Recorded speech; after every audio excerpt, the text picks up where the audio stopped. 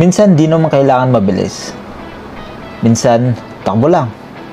Steady lang. Enjoy lang. 40 minutes easy run today. Walang pressure. Walang habulan ng pace.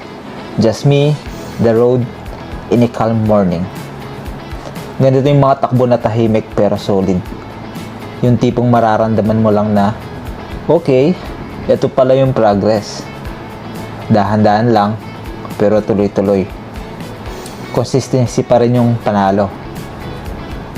40 minutes done, easy run, steady progress.